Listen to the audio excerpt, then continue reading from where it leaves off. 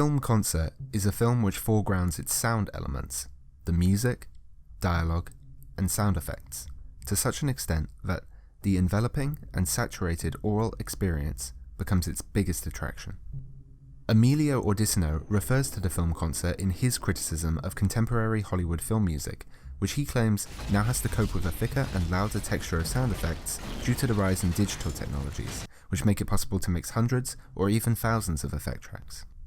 This has resulted in increasingly formulaic and unimaginative film scores. In his own words, elaborate formal writing and old-fashioned symphonic style have little place in today's film music. Which brings us to Mandy.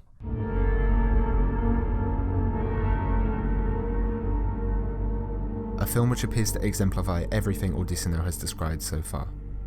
The film's original score, composed by the late Johan Johansson, is heavily edited and processed electronically. It does not feature any memorable melodies. Instead, it consists mostly of dark ambient themes and heavily distorted drones, which are layered into a complex wall of sound. In other words, I actually agree with Ordisino. The art of film scoring has changed significantly from the days of classical Hollywood. Yet, I would argue that this is not necessarily a bad thing. While Ordisino praises John Williams as an example of someone who maintains traditional techniques, I would rather explore how a distinctly modern composer, like Johansson, approaches a film. So, through his work on Mandy, I hope to understand how contemporary methods of film scoring and sound design can collaborate to create a cohesive soundscape, and most importantly, a true film concert. I could listen to this forever. The first movement of a symphony is often played in sonata form, and one of the most interesting things about a sonata is that it usually has two melodies. The first is loud and aggressive. The second, more gentle and lyrical. Historically, this has led to them being gendered as masculine and feminine. Similarly, Mandy is a film divided in two. One half of the film is a revenge thriller, reminiscent of 70s and 80s grindhouse films. But the other half, and most importantly, the first half of the film, tells a very different story. A love story. The feminine melody is introduced first. It is given priority and emphasis over the masculine, which does gradually creep its way into the film, but not before the feminine has had its chance to establish itself, and its value.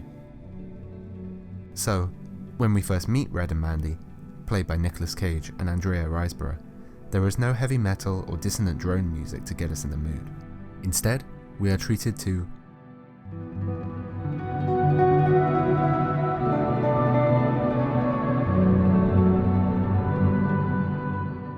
a piece which consists almost entirely of soft synthesizers and clean guitars fluttering in the background. Like the couple it represents, it is not exciting or abrasive. It just calmly and delicately expresses a deep feeling of passion and devotion, which is otherwise missing in the understated and muted performances. Saturn's pretty cool. And that was one of the first ones that we discovered, that humans discovered, so there's like a lot of cool ancient myths about it and stuff. It is undeniably the feminine melody of the symphony, despite having no real melody. Sometimes I wonder if we should move away from this place. Did I ever tell you about the starlings when I was a little kid? At this point in the film, we begin to realize that things aren't quite as peaceful or as idyllic as they first appeared. But my dad, he just hated them. Because they were always eating the cherries from the cherry tree. Consequently, a new musical motif is introduced. One day, me and a bunch of the other kids from the neighborhood were playing in this empty lot. And my dad came walking across with a pillowcase and a crowbar. And there was something, moving around inside of the pillowcase, like squirming around. If you are pitch perfect, then you might notice that the notes on the screen aren't quite what we are hearing. This is because Johansson played this piece deliberately out of tune, to give the whole scene an unsettling atmosphere that we can't quite identify. And it was a bunch of baby starlings. And he told us that he was going to show us how to kill him. Not only does this help us better understand Mandy's character, it also foreshadows her eventual fate, which becomes most apparent when the motif returns.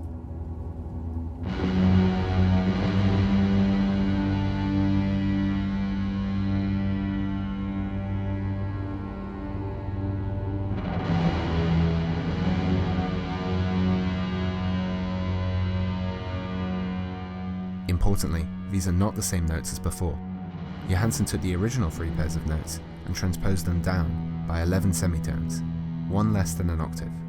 Now they are lower, more menacing, yet strangely familiar.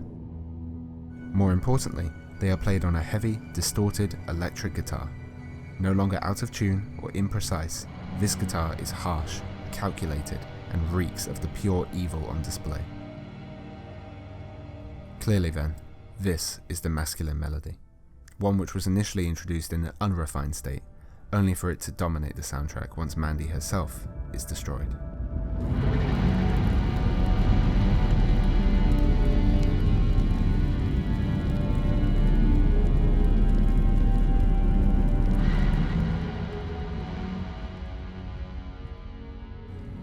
It's all but a beautiful dream.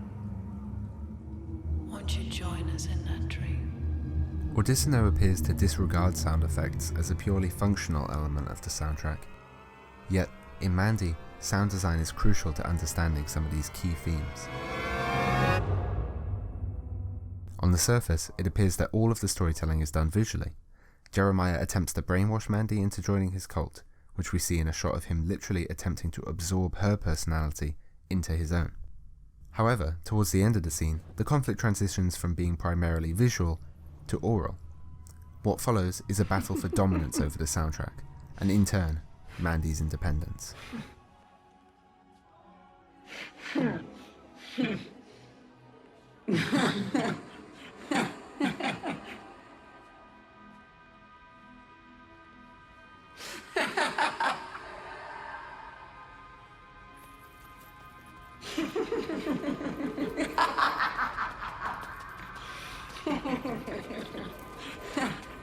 Shut up!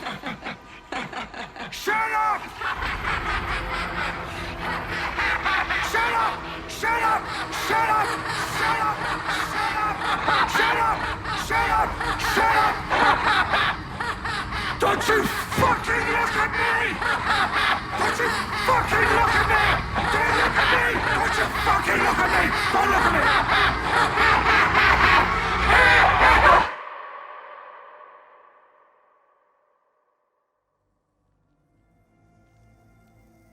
All of these moments of storytelling in Mandy work together, a collaboration, not just between Johansen and the sound department, but between the sound and the image.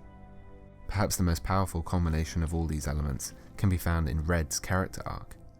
Throughout the film, Red is linked to Lizzie for Tiger, both visually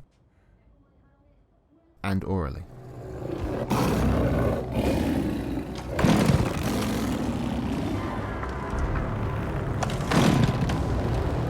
Such animalistic and distinctly masculine tendencies are not necessarily presented as a good thing. Take the Black Skulls, who are made not just animalistic, but beast-like, even demonic.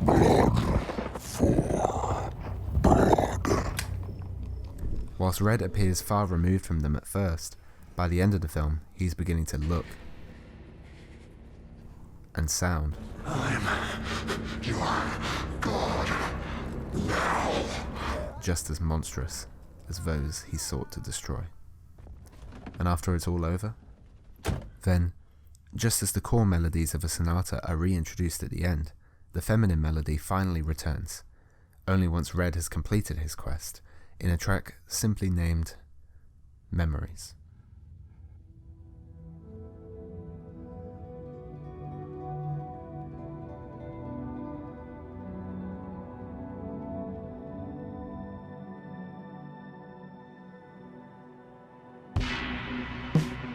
To quote Phil Witmer again, there is more to Mandy than meets the eye.